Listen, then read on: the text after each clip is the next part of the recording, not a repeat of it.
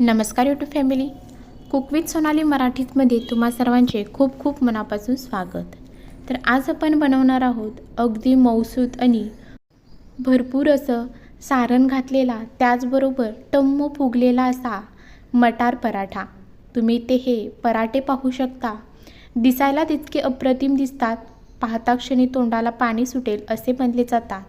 Recipe संपूर्ण टिप्ससह मी तुमच्यासोबत share केलेली आहे। व्हिडिओ कुठेही स्किप न करता संपूर्ण रेसिपी तुम्ही पहा आणि अशाच छान छान रेसिपी पाहण्यासाठी चॅनलला सबस्क्राईब करा व बेल आयकॉनचे बटन दाबा, जेणेकरून तुम्हाला संपूर्ण रेसिपींचे नोटिफिकेशन मिळत राहील।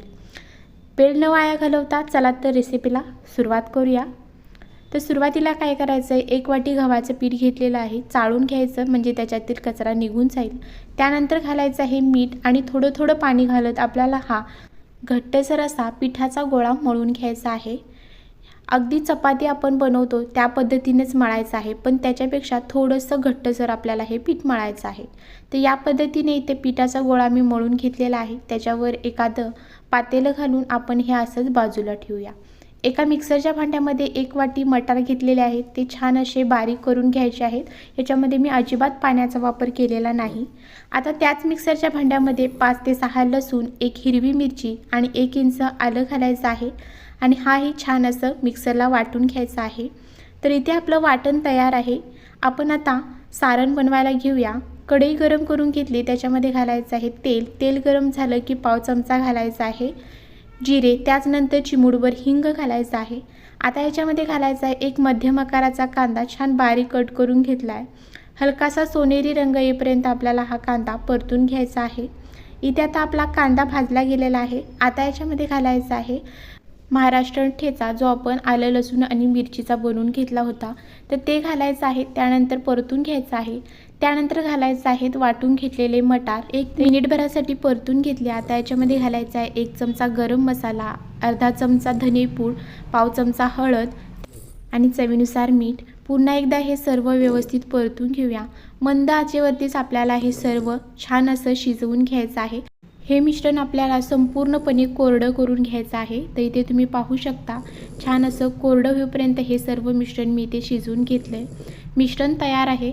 आता आपण मुरत ठेवलेलं पीठ घ्यायचं आहे। पुन्हा एकदा छान असं ते पीठ मळून घेऊया, जेणेकरून आपण जे पराठे बनवणार आहोत ते छान असे टम्म फुगले जातील। तर इथे तुम्ही पाहू शकता, पुन्हा एकदा पीठ व्यवस्थित असं मळून घेतलेलं आहे। आता सुरुवातीला आपण याचे छोटे छोटे जे गोळे बनवून घेणार आहोत।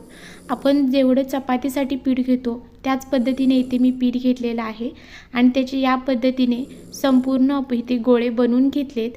गोळे इथे आपले तयार आहेत। त्याचबरोबर सारणही आपलं जे बनवून घेतलं होतं ते थंड झालेलं आहे। पहा, इथे एका वाटीमध्ये मी काढून घेतलेला आहे। आता आपण पराठे बनवायला घेऊया। तर घेतलेला पिठाचा गोळा आहे, त्याची छान अशी एक वाटी तयार करून घ्यायची आहे। तर इथे तुम्ही पाहू शकता, व्यवस्थित वाटी तयार केल्यानंतर 1 चमचा याच्यामध्ये सारण घातलेला आहे आणि सारण घातल्यानंतर या पद्धतीने व्हिडिओमध्ये मी ज्या पद्धतीने दाखवत आहे या सेम पद्धतीने आपल्याला हा गोळा व्यवस्थित असा बंद करून घ्यायचा आहे। गोळा व्यवस्थित असा बंद करून झाल्यानंतर हलकंसं हाताने प्रेस करून घ्यायचं आहे।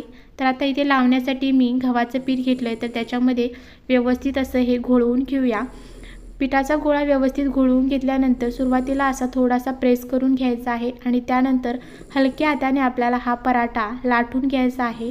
इथे तुम्ही पाहू शकता, अगदी व्यवस्थित असा हा पराठा लाटला जातोय आणि छान, अगदी जास्त जाडसरही नाही, जास्त पातळही नाही, या पद्धतीने आपण इथे हा पराठा जो आहे तो लाटून घेतलेला आहे।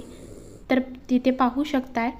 आता आपण गॅसवरती तवा गरम करून घेतला आहे, त्याच्यावरती पराठा घालून घ्यायचा आहे। एका बाजूने हलकासा भाजला गेला की आपण हा परतून घेऊया आणि दुसऱ्या बाजूनेही आपल्याला भाजायचा आहे। परतून घेतल्यानंतर आता आपल्याला ह्याच्यावरती लावायचं आहे तूप। तुम्ही तुपाऐवजी बटरही लावू शकता किंवा तुम्ही इथे तेलाचाही वापर करू शकता। आता आपण हा परतून घेऊया आणि परतल्यानंतर इथे तुम्ही पाहू शकता, व्यवस्थित असा हा पराठा जो आहे तो फुगत आहे। आता वरच्या साईडनेही आपल्याला ह्याला तूप लावून घ्यायचं आहे आणि याच पद्धतीने आपल्याला छान असा खरपूस खमंग हा पराठा जो आहे तो भाजून घ्यायचा आहे। पाहू शकता, अगदी वरच्या साईडने तूप लावल्यानंतर पुन्हा एकदा आपण हा पराठा परतून घेणार आहोत आणि दोन्ही बाजूनी छान असा खरपूस पराठा आपण इथे भाजून घेणार आहोत। तर इथे आपला पराठा जो आहे तो इथे भाजून तयार आहे। इथे तुम्ही पाहू शकताय, दिसायलाच इतका अप्रतिम दिसतोय, चवीला तर खूपच छान लागतो। सध्या सीझन आहे मटारचा, तोपर्यंत हा पराठा एकदा नक्की ट्राय करा। याच पद्धतीने इथे मी संपूर्ण जे पराठे आहेत ते बनवून घेतलेले आहेत। अगदी छान खुसखुशीत आणि अगदी आतपर्यंत सारण भरलेला असा हा पराठा इथे तयार झालेला आहे। रेसिपी आवडली तर चॅनलला सबस्क्राईब नक्की करा। त्याचबरोबर व्हिडिओ जास्तीत जास्त लोकांपर्यंत शेअर करा आणि तुम्हीही तुमच्या घरच्यांना असा छान खुसखुशीत असा मटार पराठा नक्की करून घाला। त्यांनाही नक्की आवडेल, अगदी 100% खात्री आहे। जाता जाता व्हिडिओला एक लाईक नक्की करा। धन्यवाद। भेटूया अशाच व्हिडिओसोबत। Bye bye.